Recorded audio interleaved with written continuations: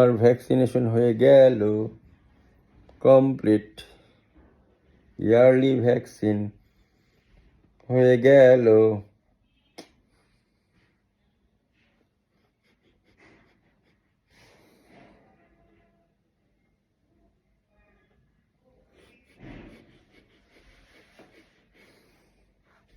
ওর তো ভ্যাকসিন দেওয়া হলো, ওকে একটু প্রোটিন জাতীয় জিনিস খাওয়াবেন, মাছের স্যুপ, মুরগির স্যুপ, এগুলো একটু খাওয়াবেন বেশি করে।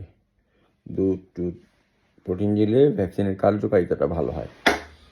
বডিতে 14 দিন সময় লাগে অ্যান্টিবডি, এটা একটা প্রোটিন জাতীয় জিনিস। সব, হ্যাঁ, ফ্লু যত ধরনের খারাপ রোগ আছে সব কমপ্লিট।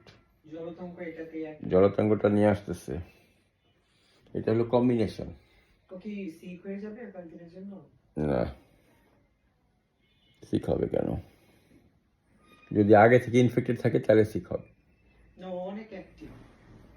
অ্যাক্টিভ, কিন্তু ওই আগে থেকে ইনফেক্ট থাকলে অনেক সময় দেখা যায় যে একটা সময় পরে গিয়ে ইনফেকশনের দেখা দেয়।